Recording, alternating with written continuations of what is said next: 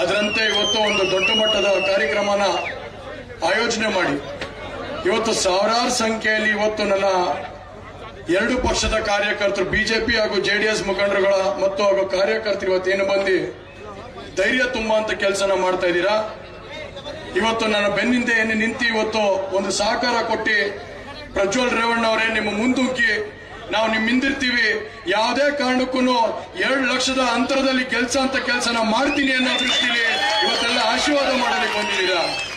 ನಾನು ಈ ದಿನಗಳನ್ನ ಯಾವತ್ತೂ ಮರೆಯೋದಿಲ್ಲ. ಯಾಕೆ ಈ ಮಾತು ಹೇಳಬೇಕು ಅಂದ್ರೆ ಇವತ್ತು ಬಹಳಷ್ಟು ಜನ ಬೇರೆ ಬೇರೆ ಚರ್ಚೆಗಳನ್ನ ಮಾಡ್ತಿದ್ದಾರೆ. ಆದ್ರೆ ಈ ಸಂದರ್ಭದಲ್ಲಿ ನಾನು ಮಂಜಣ್ಣ ಅವ್ರ ಬಗ್ಗೆ 2 ಮಾತಾಡಬೇಕಾಗತ್ತೆ.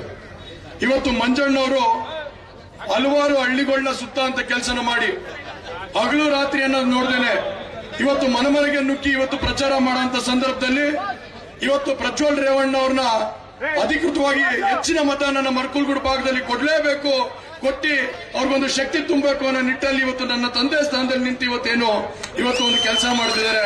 ಅದು ನಾನು ಮರೆಯೋದಕ್ಕೆ ಆಗೋದಿಲ್ಲ. ನಾನು ಸುಮಾರು 10 ಗಂಟೆಗೆ ಬಂದೆ. 10 ಗಂಟೆಗೆ ಬಂದಂತ ಸಂದರ್ಭದಲ್ಲಿ ನನ್ನ ಪ್ರಕಾರ ಮಂಜಣ್ಣವರು ಸುಮಾರು 9 ಕಾಲಿಗೆ ಬಂದಿದ್ರು ಏನೋ.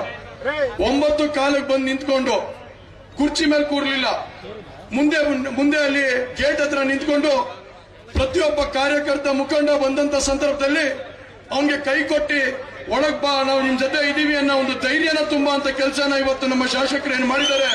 ಇವತ್ತು ಆ ಪ್ರೀತಿ ವಿಶ್ವಾಸನ ಏನ್ ಗೆದ್ದಿದ್ದಾರೆ.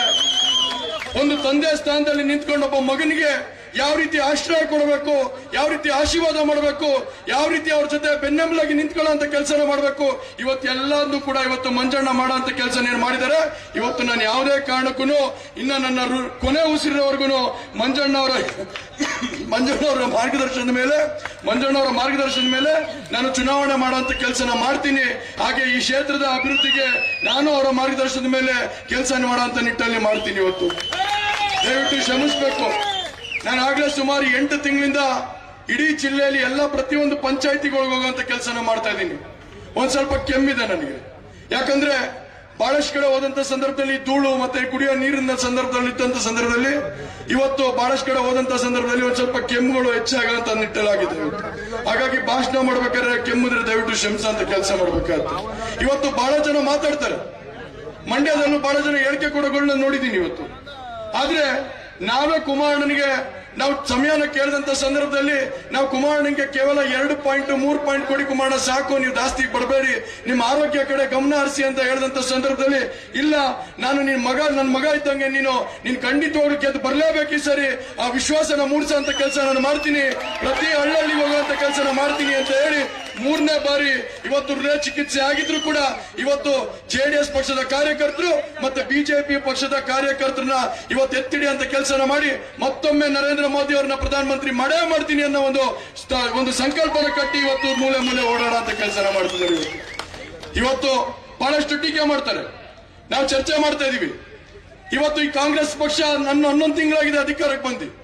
11 ತಿಂಗಳು ಈ ಕಾಂಗ್ರೆಸ್ ಪಕ್ಷ ಅಧಿಕಾರಕ್ಕೆ ಬಂದ್ರು ಕೂಡ ಇವತ್ತು ಯಾವುದೇ ರೀತಿ ರೈತಾಪಿ ಜನತೆಗೆ ಇವತ್ತು ಒಂದೇ ಒಂದು ರೀತಿ ಆಶಾಕಿರಣವಾಗಿ ನಿಲ್ಲುವಂತ ಕೆಲಸನ ಮಾಡಿಲ್ಲ. ಇವತ್ತು ನಮ್ಮೆಲ್ಲರಿಗೂ ಗೊತ್ತಿದೆ. ಈಗಾಗಲೇ ಬಹಳಷ್ಟು ಹಳ್ಳಿಗಳು ಕೂಡ ಇವತ್ತು ಬೋರ್ವೆಲ್ಗಳಾಗ್ಲೇ ಬತ್ತೋಗುವಂತ ಪರಿಸ್ಥಿತಿ ಆಗ್ತಾ ಇದೆ. ಇವತ್ತು ಕೆರೆಗಳಲ್ಲಿ ನೀರಿಲ್ಲ, ಇವತ್ತು ನದಿಗಳಲ್ಲಿ ನೀರಿಲ್ಲ. ನಮ್ಮ ಯಾವುದೇ ಸಂದರ್ಭದಲ್ಲೂ ಕೂಡ ಇವತ್ತು ಇಷ್ಟು ಬರಗಾಲನ ನಾವು ಇತಿಹಾಸದಲ್ಲೇ ನೋಡುವಂತ ಕೆಲಸ ಆಗಿರ್ಲಿಲ್ಲ. ಆದ್ರೆ ಬಂಧುಗಳೇ, ಒಂದು ಮಾತ್ರ ಜ್ಞಾಪಕ ಇಟ್ಕೋಬೇಕು, ಕಾಂಗ್ರೆಸ್ ಪಕ್ಷ ಯಾವಾಗ ಅಧಿಕಾರಕ್ಕೆ ಬಂದಿದ್ಯೋ ಆಗ ಬರಗಾಲ ಖಚಿತ ಬುದ್ಧಿ ಅನ್ನೋದನ್ನ ಇವತ್ತೆಲ್ಲ ಕಂಡಿರೋ ಅಂತ ಕೆಲಸನ ನಾವು ಮಾಡಿದ್ದೀವಿ. ಆದ್ರೆ ಖಂಡಿತವಾಗ್ಲೂ ಹೇಳ್ತೀನಿ, ಮುಂದಿನ ದಿವಸಗಳಲ್ಲಿ ನಮ್ಮ ಕುಮಾರಣ್ಣ ಮತ್ತು ಯಡಿಯೂರಪ್ಪ ಸಾಹೇಬ್ರ ನೇತೃತ್ವದಲ್ಲಿ ಖಂಡಿತವಾಗ್ಲೂ ಕರ್ನಾಟಕ ರಾಜ್ಯದಲ್ಲಿ 28ಕ್ಕೂ 28 ಜಿಲ್ಲೆಯಲ್ಲೂ ಕೂಡ ನಮ್ಮ ಅಭ್ಯರ್ಥಿಗಳನ್ನ ಕೆಲಸನ ನಮ್ಮ ಕಾರ್ಯಕರ್ತರು ಮಾಡಿ ಇವತ್ತು ಒಳ್ಳೆ ಮಳೆ ಬೆಳೆ ಅಂತ ಕೆಲಸಗಳು ಆಗೇ ಆಗುತ್ತೆ. ಮುಂದಿನ ದಿವಸಗಳಲ್ಲಿ ಆಶಾಕಿರಣವಾಗಿರುವಂತ ರೈತ ಪರ ಇರುವಂತ ಒಂದು ಸರ್ಕಾರ ಬಂದೇ ಬರುತ್ತೆ ಅಂತ ಈ ವೇದಿಕೆ ಮುಖಾಂತರ ತಿಳಿಸುವಂತ ಕೆಲಸನ ಮಾಡ್ತೀನಿ. ಯಾಕೆ ಈ ಮಾತು ಹೇಳ್ತಾ ಇದ್ದೀನಿ ಅಂದ್ರೆ ಇವತ್ತು ನಾವು ನೋಡ್ತಾ ಇದೀವಿ ಪರಿಸ್ಥಿತಿ ಏನಿದೆ ಅಂತ. ಎಲ್ಲ ರೈತರುಗಳು ಇವತ್ತು ಯಾವ ಒಂದು ಕಷ್ಟದಲ್ಲಿದ್ದಾರೆ.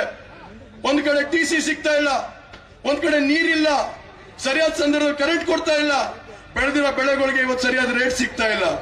ಇವತ್ತು ಹೇಳ್ತಾರೆ ಉಚಿತ ಅಂತ. ಸ್ವಾಮಿ, ನೀವೇನಾದ್ರು ನಿಜವಾಗ್ಲೂ ಉಚಿತವಾಗಿ ಏನಾದ್ರು ಕೊಟ್ಟಿದ್ರೆ, ಎಲ್ಲಾ ವರ್ಗಗಳಿಗೂ ಉಚಿತವಾಗಿ ಕೊಟ್ಟಿದ್ರೆ ಅದು ಕೇವಲ ಬರಗಾಲ ಮಾತ್ರ ಅಂತ ಇವತ್ತು ನಾವು ಈ ವೇದಿಕೆ ಮುಖಾಂತರ ಹೇಳೋಂತ ಕೆಲಸನ ಮಾಡಬೇಕಾಗುತ್ತೆ. ಬರಗಾಲದಲ್ಲಿ ಇವತ್ತು ರೈತರುಗಳು ತತ್ತರಿಸುವಂತ ಪರಿಸ್ಥಿತಿ ಇವತ್ತು ನಿರ್ಮಾಣ ಆಗಿದೆ.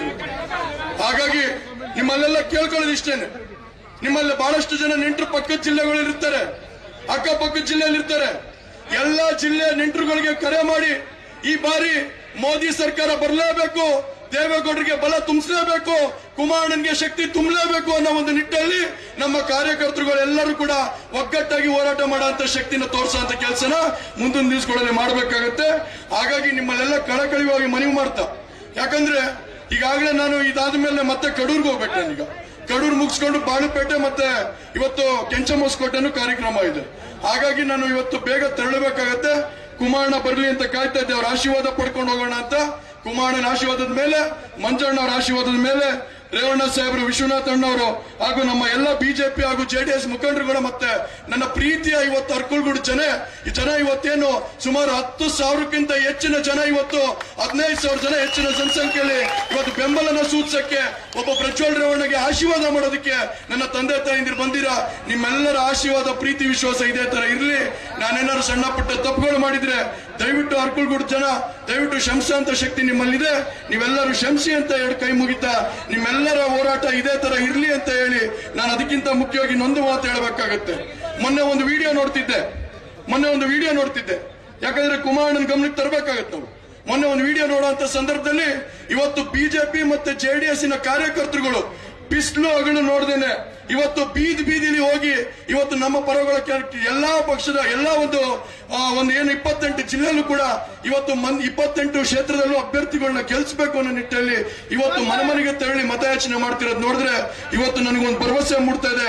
ಖಂಡಿತವಾಗ್ಲೂ 28ಕ್ಕೆ 28 ಕೂಡ ಇವತ್ತು ಕುಮಾರಣ್ಣ ಮತ್ತು ಯಡಿಯೂರಪ್ಪ ಸಾಹೇಬ್ರ ನೇತೃತ್ವದಲ್ಲಿ ನಾವು ನರೇಂದ್ರ ಮೋದಿ ಅವರಿಗೆ ಎಲ್ಲಾ ಅಭ್ಯರ್ಥಿಗಳನ್ನು ಒಂದೇ ವಿಮಾನದಲ್ಲಿ ಕರ್ಕೊಂಡು ಹೋಗುವಂತ ಕೆಲಸ ನಿಮ್ಮೆಲ್ಲರ ಆಶೀರ್ವಾದದಲ್ಲಿ ಮಾಡ್ತೀವಿ ಅಂತ ಹೇಳಿ ಇವತ್ತು ನಿಮ್ಮೆಲ್ಲರ ಪ್ರೀತಿ ವಿಶ್ವಾಸ ಇದೇ ತರ ಇರಲಿ ಹಾಗೂ ನಿಮ್ಮೆಲ್ಲರ ಆಶೀರ್ವಾದ ಇದೇ ತರ ಇರಲಿ ಅಂತ ಹೇಳಿ ಏನು ಕ್ರಮ ಸಂಖ್ಯೆ ನಂಬರ್ 2 ತನೆ ಹೊತ್ತ ಮಹಿಳೆ ಚಿಹ್ನೆಗೆ ಗುರುತಿನ ಮತಕ್ಕೆ ಏನು ಓಟ್ ಹಾಕುವಂತ ಕೆಲಸನ 26ನೇ ತಾರೀಕು ನೀವೆಲ್ಲರೂ ಮಾಡ್ತೀರಾ, ಅದು ಆಶೀರ್ವಾದದ ಮುಖಾಂತರ ಮಾಡಿ ಅಂತ ಹೇಳಿ ನಿಮ್ಮೆಲ್ಲರಿಗೂ ಮನವಿ ಮಾಡ್ತಾ 2 ಮಾತು ಮುಗಿಸ್ತೀನಿ.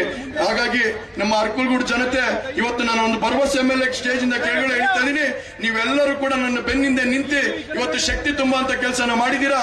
ಆ ಒಂದು ಶಕ್ತಿನ ಇಡೀ ಜಿಲ್ಲೆಯಲ್ಲಿ ನಾನು ಮತ್ತೊಮ್ಮೆ ಒಂದು ಪುನರ್ಯೋಚನೆಯಲ್ಲಿ ಒಂದು ಶಕ್ತಿ ತಗೊಂಡು ಹೋಗುವಂತ ಕೆಲಸನ ಮಾಡ್ತೀನಿ. ಖಂಡಿತವಾಗ್ಲೂ ನಿಮ್ಮ ಆಶೀರ್ವಾದ ಇರ್ಲಿ ಅಂತ ಹೇಳ್ತಾ 2 ಮಾತು ಮುಗಿಸ್ತೀನಿ. ಧನ್ಯವಾದಗಳು.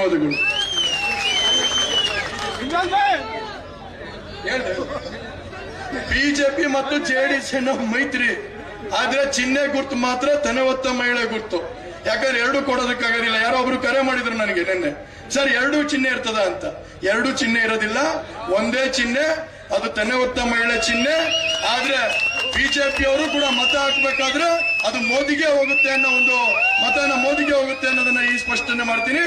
ಜೆಡಿಎಸ್ ಅವರು ಮತ ಹಾಕ್ಬೇಕಾದ್ರೆ ಅದು ಕುಮಾರಣ್ಣಗೆ ದೇವೇಗೌಡರಿಗೆ ಹೋಗುತ್ತೆ ಅನ್ನೋ ಒಂದು ಸ್ಪಷ್ಟನೆ ಮಾಡ್ತೀನಿ. ಒಂದು ಕಡೆ ನಮ್ಗೆ ಮೊದಲು ಒಂದು ಆನೆ ಬಲ ಇತ್ತು, ಏನು ಜೆಡಿಎಸ್ನ ನಮ್ಮ ಮುಖಂಡರು ಕಾರ್ಯಕರ್ತರ ಆನೆ ಬಲ ಇತ್ತು. ಅದಾದ್ಮೇಲೆ ವಿಧಾನಸಭಾ ಕ್ಷೇತ್ರದಲ್ಲಿ 2 ಆನೆ ಬಲ ಬಂತು. ಒಂದು ಜೆಡಿಎಸ್ ಪಕ್ಷದ ಕಾರ್ಯಕರ್ತರ ಮುಖಂಡರು ಹಾಗೂ ಮಂಜಣ್ಣ ಅವರ ಒಂದು ಆನೆ ಬಲ ಬಂತು. ಆದ್ರೆ ಈಗ 3 ಆನೆ ಬಲ ಬಂದಿದೆ. ಬಿಜೆಪಿಯ ಕಾರ್ಯಕರ್ತರ ಮುಖಂಡರುಗಳು ಜೊತೆಗೆ ಮಂಜಣ್ಣ ಅವರ ಕಾರ್ಯಕರ್ತರ ಮುಖಂಡರುಗಳು ಹಾಗೂ ಜೆಡಿಎಸ್ ಪಕ್ಷದ ಕಾರ್ಯಕರ್ತರ ಮುಖಂಡರುಗಳು 3 ಆನೆ ಬಲ ಬಂದಿರೋದ್ರಿಂದ ಮಂಜಣ್ಣ ಅವರು ಅವತ್ತೇ ಹೇಳಿದ್ರು 1 ಲಕ್ಷಕ್ಕೂ ಅಧಿಕ ಮತನ ನಾನು ಪ್ರಜ್ವಲ್ ರೇವಣ್ಣಗೆ ಕೊಡಿಸುವಂತ ಕೆಲಸನ ಮಾಡ್ತೀನಿ, ನಮ್ಮ ಕಾರ್ಯಕರ್ತರು ಸಂಕಲ್ಪನೆ ಮಾಡಿದ್ದಾರೆ ಅನ್ನೋ ಒಂದು ಮಾತನ್ನ ಹೇಳಿದ್ರು. ನಿಮ್ಮೆಲ್ಲರ ವಿಶ್ವಾಸ ಇದೇ ತರ ಇರಲಿ ಅಂತ 2 ಮಾತಾಡಿ ಮುಗಿಸ್ತೀನಿ. ಧನ್ಯವಾದಗಳು.